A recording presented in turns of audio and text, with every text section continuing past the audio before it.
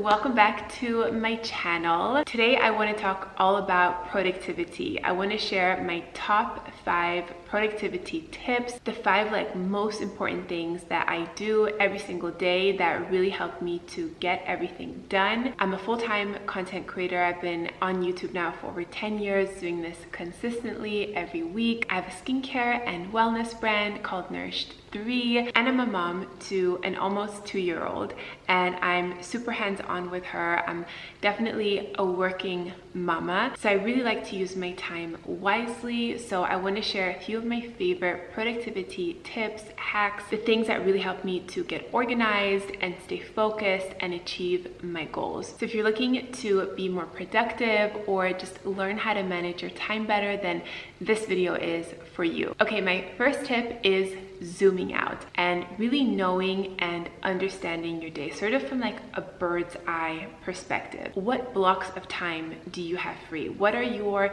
commitments that you have daily, like your work schedule or your child's nap time or school time? Writing it all down so you can see it visually so that you know what you can work with and what slots of time you can fit certain things in. A big reason I was actually inspired to film this video is because my day has recently changed in terms of the structure of the day. So my daughter is almost 2, and for the past 10 days or so, she has not been taking her afternoon nap. I don't know if it's just a phase or if she's really ready to drop the nap. I think normally they will drop it closer to the age of 3, but that's where we are right now, and it changes so much for me in terms of how I can plan my day, because I'm sure the parents out there, you know the importance of nap time, having that hour and a half. It is very valuable. So now that she's not napping, we've shifted the time that we have help with Nalia. So I have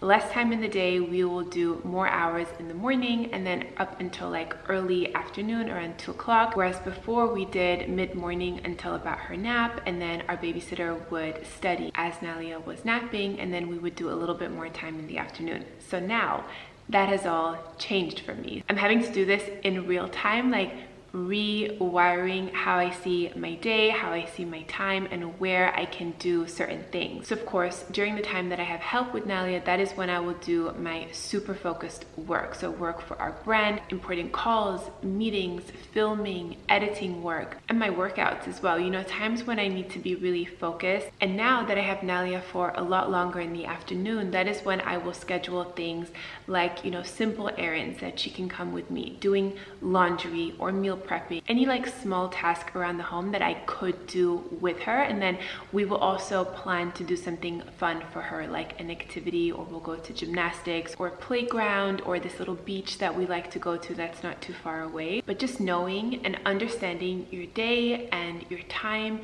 how and where you can schedule in your important things, that alone is half of the work done. Just that, because that gives you the freedom to see where and how to fit everything in with intention, so that you can create a plan and then be really efficient with the time that you do have, so that you make sure that you are crossing off all the things that you can do during that slot of time. Okay, you've figured out and really outlined your day. My next tip is fueling your body. A lot of times when we think about being really productive, getting a lot of things done, we can often neglect actually fueling the vehicle that is going to make sure that we can perform and get everything done. If we want our bodies and our minds especially to perform, we need to give it the right gas in the tank. I share a lot of what I eat on my channel. I'm huge on whole natural foods as much as possible. I have tons of my favorite recipes in my videos. I know that that is giving my body the nutrition that it needs on a cellular level, and I know that I'm going to be so much better when I treat my body that way rather than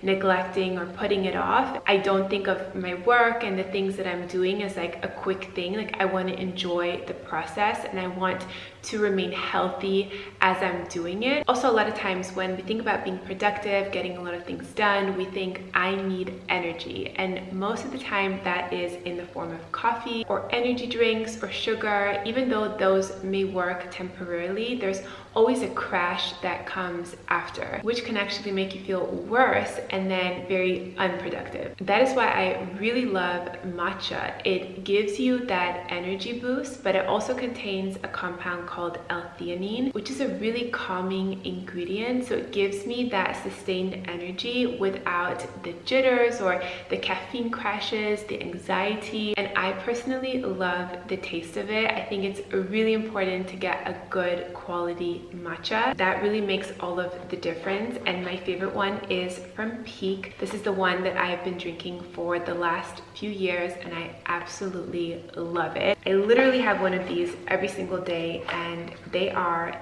the best. So this is Pique's Sun Goddess matcha, and this is not only really great for your energy but also for your skin health. And I just love that 2-in-1. This specific matcha from Pique, it's actually shaded for longer when it's being grown, which allows for more chlorophyll to be developed and for more antioxidants to be within that matcha. And both chlorophyll and antioxidants are really powerful skin ingredients that help to firm, brighten, and clarify the skin. And that is not something you can get from coffee. Plus, the overall quality of this matcha is really good. It's quadruple toxin screened for pesticides, heavy metals, toxic mold, and it is ceremonial grade. So it's a really high quality, clean formula, and the taste is so good. It is the best tasting matcha I have ever tried. And they come conveniently packaged in these little pre-measured sachets. So all you do is pour one of these out into a cup, pour a little bit of hot water on top, and then you mix it up with a frother or even a bamboo whisk if you have one of those, but a frother works great. And then you can decide if you want to make it hot or cold. So if you want to do it hot, you just pour a little bit more water on top. You can add a splash of oat milk or almond milk and it's ready. Or if you want to do it cold, just pour that over some ice, fill it up with some water and again the milk of your choice, and it's ready. It's really quick to make and it has so many benefits, not just for your energy, helping you stay productive, but also for your beauty. I love things that are multitasking. It being loaded with chlorophyll and antioxidants is so amazing for your skin health. So I love that I'm doing two things at once and I just genuinely love matcha. And this one from Pique is my favorite. It is literally the best for performance, for energy, for beauty benefits. If you guys want to try it out, they've been so kind to offer a 15% off link down below in the description box. Plus you'll also get a free rechargeable frother and a cup. When you shop my link piquelife.com/AnnieJaffrey, you will get 15% off the matcha and a free frother and cup. Would highly recommend checking them out. I will have the link down below for you in the description box. How cute, by the way, is this dress that I am wearing today? I got it recently from ASOS, so they should still have it. I will make sure to link it down below if you guys like it, but it's just so cute. I love the sort of like baby doll shape. It cinches in at the waist, very flattering here, and it's sort of in like a vintage denim wash.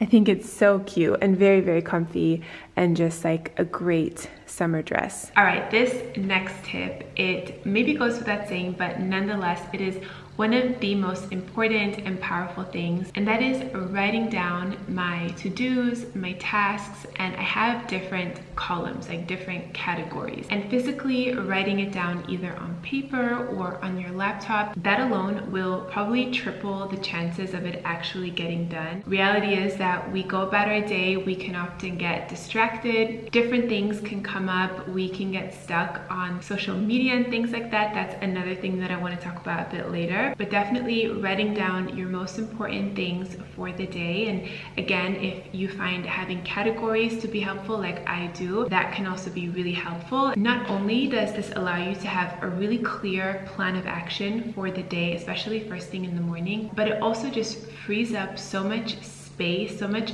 mental space to actually be creative and think rather than, stressing and thinking about all the things that you need to do. Kind of on this topic as well, I really love the 1 minute rule. These are for like small tasks that maybe don't necessarily make it on the to-do list, but are just things that need to get done. And if they take 1 minute or less, just do them. A few examples of this is like putting on a load of laundry or transferring the fresh clean clothes into the dryer and turning that on. Another thing might be scheduling a dentist appointment or a checkup for Nalia, or even simply just taking an item out of a room when you're leaving a room that you know doesn't belong there. Just taking that as you're going out so that you can put it into the room where it does belong. Doing that several times a day really reduces the need for major cleanups at the end of the day. All right, the next tip is to set healthy boundaries around your social media consumption, especially for apps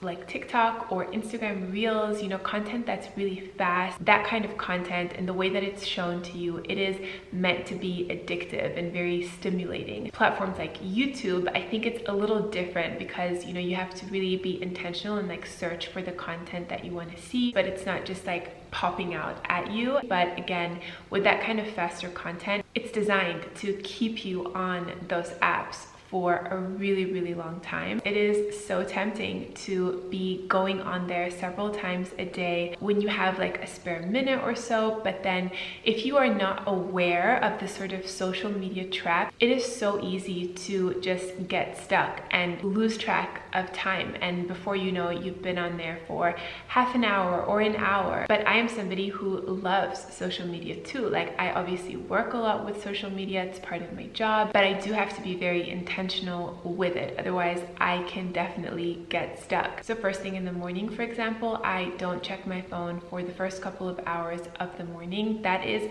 my time with my daughter. It is family time. I also don't want her to always see me on my phone. So when I'm with her, I'm really intentional about not using my phone as much as I can. Of course, if there are things that I need to do, I will do them, but I'm not sitting there like mindlessly scrolling. I also really try to limit my use in the evenings, like before going to bed. I think that is such a trap for so many people because like time just dissipates. Like when you're there end of the night scrolling, I feel like people can literally sit on there for hours. So it's so important to just be aware of this. And even if you find it helpful to set a limit, like a time limit on your phone, when I have a spare minute or so, I love to check my socials, but I am so aware of it that I will catch myself like if I'm on it for too long, and then I will get back to my task because I also have my list of things that I need to do for that day. So I'm always referring back to that. But I think it's so important to not let social media distract you from your day and from the things that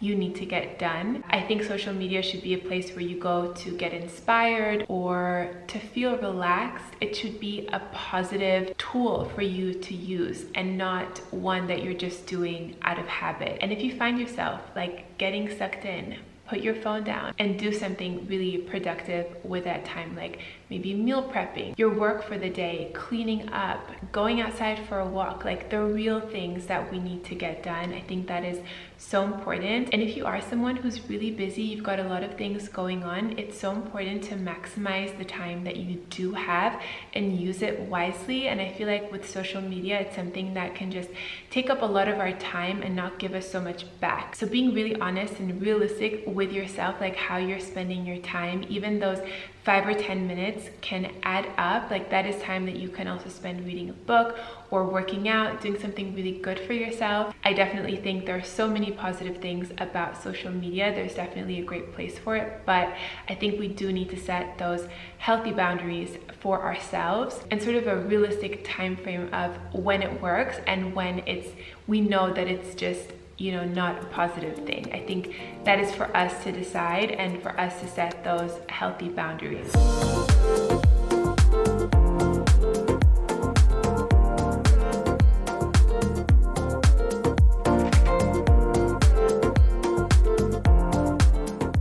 Okay, I am now outside. I want to share my 5th tip, which relates to where I'm at right now, and that is to connect with nature. This is something that I try to do on the daily. I know this might seem very counterintuitive of being like super productive, but again, I think of it as refueling myself and nourishing myself and investing just a little time to recenter yourself, go for a walk, get out into nature. This will pay you back so much when you get back to your workspace, to your laptop. You know, when you get back inside, back on your grind, it will feel so much better. And also, I feel like I get so many creative ideas when I go out and I sort of take myself away from my workspace. My mind just works differently. Like, I have some of my best ideas when I disconnect and I get outside, and sometimes just a really nice break for my mind. And again, when I get back home, I just feel so much more refueled and re-energized and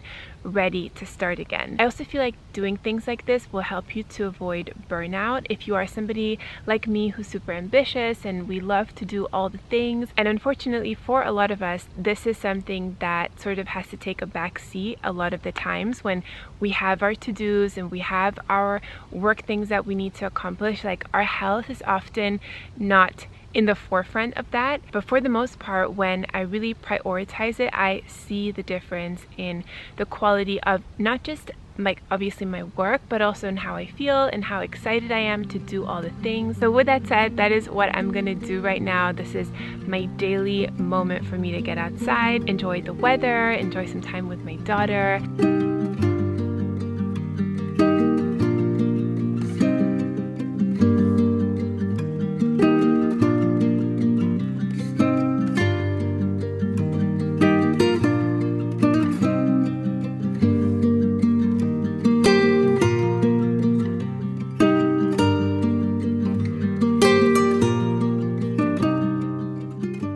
You guys enjoyed this video. I hope that it gave you some good tips and inspiration. Time is really one of our most valuable assets, and I think it's really important to take a step back sometimes and really look at how we're using our time and being as efficient as possible so that we can enjoy all the things. I would love to hear what tip resonated most with you. If you're like, yes, this really works for me too, or that's the kind of tip that I would love to start implementing in my life, please let me know down below in the comments. And also check out the description box. I'm gonna have a few of my other sort of related videos there too on similar topics that I've done here on my channel. If you guys like this video, I think you will like those too. So definitely check there. I hope that you're all having a beautiful day. Thanks so much again for watching, and I will see you in my next one.